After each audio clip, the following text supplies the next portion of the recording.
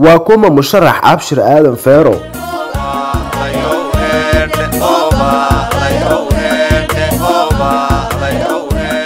waayadan dambe waxaa hadalheyntiisu badatay ama shacabka Soomaaliyeed ay isweydiinayaan musharax madaxweyne Abshir Aadan Feero oo ka soo dhaxbaxay musharaxiinta badankood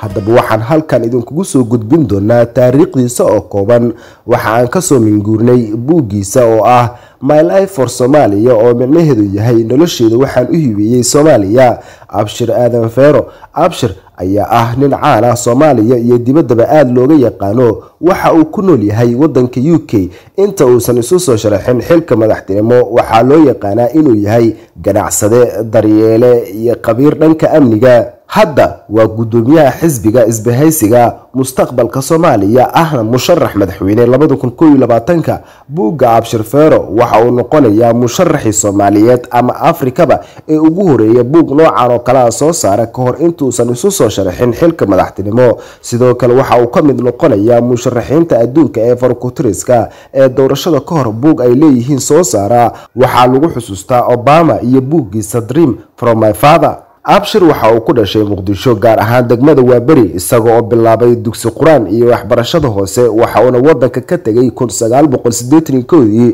isagoo uu ka ciitimay wadanka Faransiiska markaas oo uu jiray 12 sano waxa uu u yimid aabihii Dr. Aadan Feero markii uu tagay Faransiiska waxa uu qaatay waxbarashadiisa dhexe sare iyo heerka koowaad ee jaamacadda isagoo ka gadaalna ku takhasusay amniga intaas kadib waxa uu u wareegay wadanka Imaaraadka isagoo ka howlgalay safaaradda Faransiiska ee Imaaraadka halkaas oo hooyadiis Saciid Xaaji Ciise Bootaan oo ahayd sarkaalad ka tirsan ciidanka amniga Imaaraadka.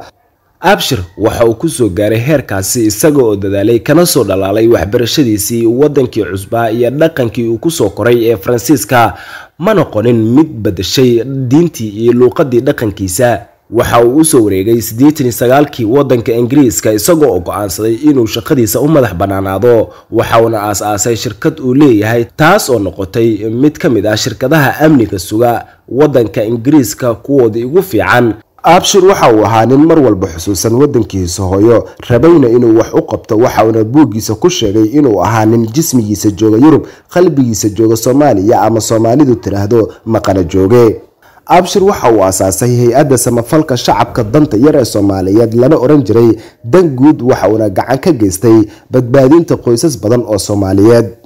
2002 ilaa 2004 Abshir waxa uu qayb ka qaatay shirkii ka socday Kenya ee lagu dhisayay dawladii kubeel gaarka ahayd ee Soomaaliyeed isagoo mar walba ku guda jiray daaha gadaashiisa si uu gacan ugu yeesho dib u soo celinta dawladnimada Soomaaliya. xuduudihii ay kala oteen maamul goboleedyada Soomaaliyeed Abshir ma ahayn kuwa xanibay ee waxa ay hay'adiisa ka howlgalaysay loo yaacado Ra'iis Caseer ilaa Raas Kamboni isagoo dadkiisa u adeegaya kuma keen taageerida uu fidinayay maamuladii Soomaaliyeed samafal iyo talo bixin buugiisa waxa ka muuqatay in uu tuutaa xirnaa si uu amniga qayb uga noqdo howlgalkii la dagaalanka burcadbadeeda ayuu kaalin weyn ka geystay isagoo ka mid noqday hoggaanka howlgalkaasi waxa uu buugiisa ku qoray sababta ka dambeysay burcadbadeedii xoogaysatada ahayd xadgudub iyo boob loogu geystay kheyraadka badda Soomaaliya tan oo keentay in kaluumaysatadii danta yar ahayd ee Soomaaliyeed baddoodii ka kaluumaysan waayaan burcad kale oo boobaysa kalluunkooda.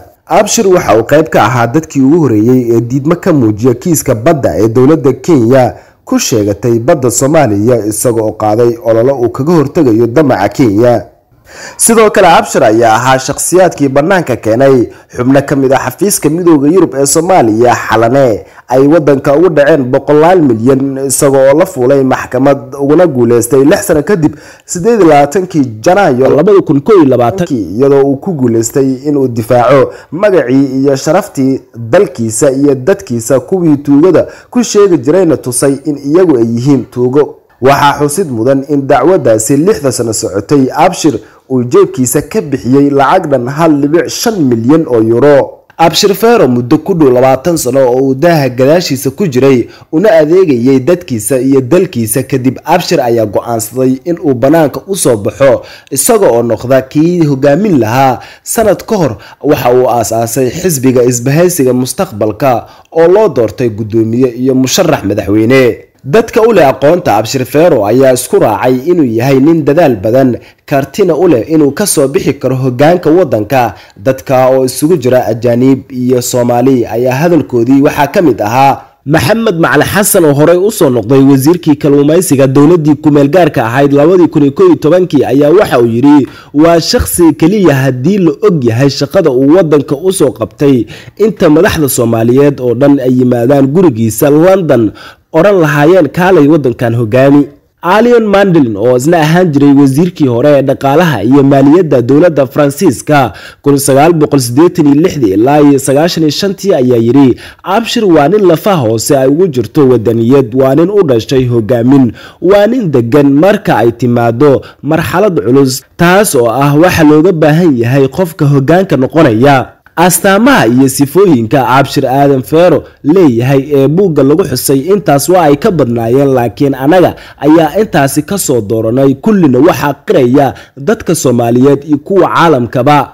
gabagabadii cid walba oo akhrisata buuggan ayaa barasho hor leh ugu laaban doonto Abshir Aadan Feero buuggan ayaa xambaarsan aragtida iyo dambaalkiisa siyaasadeed tan oo ugu cadeynayo bulshada Soomaaliyeed qorshihiisa 1460 maalmood hadii loo doorto waxa uu qaban lahaa ugu dambeyn Abshir Aadan Feero ayaa kamid ah musharaxiinta ugu cadcad ee isha lagu hayo doorashada 2021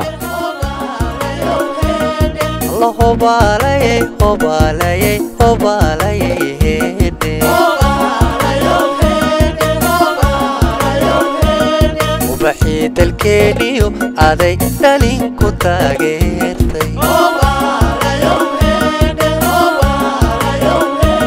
wafciyo ilwaadkooda kori iyo aqoontooda Abshir Aadan Feero adan ku haweynahay